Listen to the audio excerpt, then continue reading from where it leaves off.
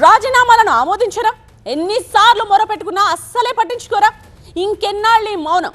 అప్పటిదాకా మేము ఆగం అంటున్నారు వైసీపీకి రాజీనామా చేసిన 8 మంది ఎమ్మెల్సీలు. వాళ్ళ వ్యూహాలు వాళ్లకుంటే మా ఆలోచనలు మాకున్నాయని చెప్తూ ఉన్నారు. ఏపీ శాసనమండలి చైర్మన్ పై అవిశ్వాస తీర్మానం పెట్టే యోచనలో ఉన్నారు. జయమంగళ వెంకటరమణ, జకియా ఖానం, బల్లి కళ్యాణ్ చక్రవర్తి, కర్రి పద్మశ్రీ, పోతుల సునీత, మర్రి రాజశేఖర్ తమ పదవులకు రాజీనామా చేసినప్పటికీ వాటిని మండలి చైర్మన్ ఇంతవరకు ఆమోదించకపోవడం ఇప్పుడు తీవ్ర వివాదానికి దారితీస్తోంది. చైర్మన్ వైఖరిపై తీవ్ర అసంతృప్తితో ఉన్న ఈ సభ్యులు ఏకంగా ఆయనపైనే అవిశ్వాస తీర్మానం ప్రవేశపెట్టే దిశగా అడుగులు వేస్తూ ఉన్నట్టు జరుగుతుంది ప్రచారం. శాసనమండలిలో మొత్తం సభ్యుల సంఖ్య 58, అందులో గవర్నర్ కోటా కలుపుకుని వైసీపీ సభ్యులు 35. టీడీపీకి 10 మంది, జనసేనకు 2, బీజేపీకి 1 ఎమ్మెల్సీ ఉన్నారు. పలువురు ఇండిపెండెంట్స్ కూడా ఉన్నారు. వైసీపీ బలంగా 35 మంది ఉండగా 8 మంది రాజీనామా చేయడంతో ఆ పార్టీ ఎమ్మెల్సీల సంఖ్య 27కి పడిపోయింది. ఒకవేళ అవిశ్వాసం నెగ్గాలంటే 30 మంది సభ్యుల సపోర్ట్ అవసరం.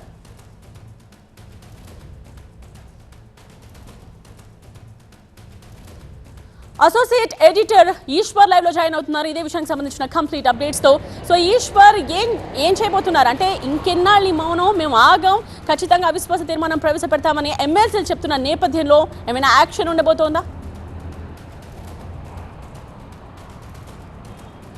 అవిశ్వాస తీర్మానం అనేది కేవలం ఆయన మోషన్ రాజుని ఎవరైతే చైర్మన్ ఉన్నారో మోషన్ రాజుని ఆయన గద్దెదించడం ఒకటే కాకుండా ఒక రాజకీయ వ్యూహంలో భాగంగా చూడాల్సిన అవసరం కనిపిస్తుంది. ఎందుకంటే తిరుపతి లడ్డు వివాదంలో అధికార ప్రతిపక్ష పార్టీల మధ్య జరుగుతున్న ఆధిపత్య పోరాటం ఇప్పుడు నేరుగా చైర్మన్ సీటుకే ఎసురు తెచ్చే ప్రయత్నాన్ని, అట్లాంటి వ్యూహాన్ని అధికార కూటమి పార్టీ పన్నేదానికి దారితీస్తుందని చెప్పాలి. ఎందుకంటే ఈ లడ్డూకి సంబంధించిన చర్చకి గత కొద్ది రోజులుగా ఈ బడ్జెట్ సమావేశాలు ప్రారంభమైనప్పటి నుంచే వైఎస్ఆర్ కాంగ్రెస్ పార్టీ పట్టుబడుతుంది.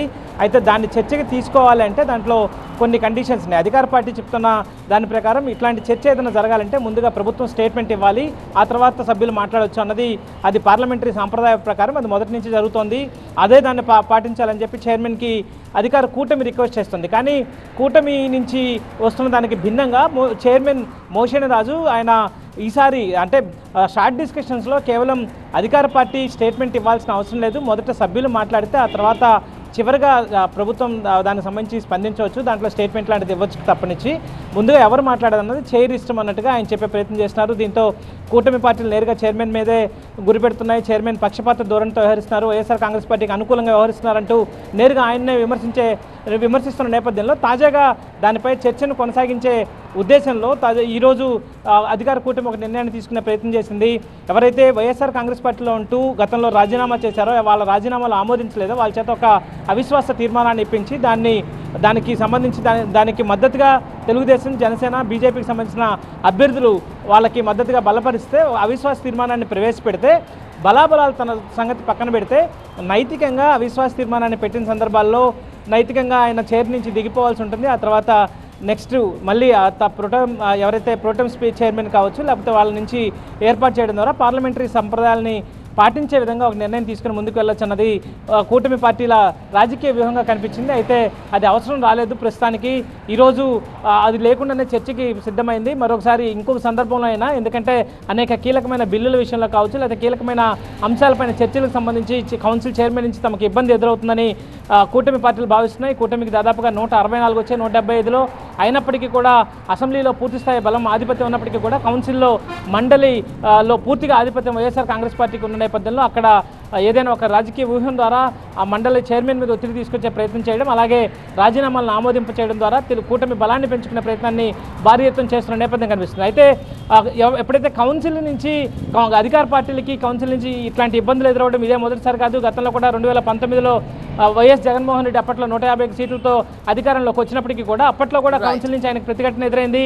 ఆయనైతే ఏకంగా కౌన్సిల్ని రద్దు చేయాలంటూ ఒక తీర్మానాన్ని అసెంబ్లీలో పాస్ చేసి దాన్ని కేంద్ర ప్రభుత్వాన్ని కూడా పంపారు. కేంద్రం దాని మీద స్పందించకపోవడంతో అప్పట్లో రద్దు కాకుండా ఆగగలిగింది. కానీ అట్లాంటి ప్రయత్నమే ఈసారి కూడా అక్కడ జరుగుతున్న దాంట్లో మొత్తం అధికార కూటమి కంటే కూడా మండలిలో ప్రతిపక్షానికి ఆధిపత్యం ఉంది కాబట్టి అక్కడ జరుగుతున్న రచ్చ నుంచి బయటపడడానికి కావచ్చు, లేకపోతే రాజకీయ వ్యూహాన్ని అక్కడ రాజకీయ ఆధిపత్యం కోసం అక్కడ చైర్మన్ మీద అవిశ్వాసాన్ని పెట్టాలన్న ఆలోచనకి కూటమి పార్టీలు వచ్చినట్టు తెలుస్తుంది. అయితే అవిశ్వాసం ఇప్పుడు ప్రస్తుతం జరుగుతున్న బడ్జెట్ సమావేశాల్లో పెట్టాలా లేదంటే భవిష్యత్తులో పెట్టాలన్న దాని మీద ఇంకా నిర్ణయం తీసుకోవాల్సిన అవసరం కనిపిస్తుంది. All right Eshwar.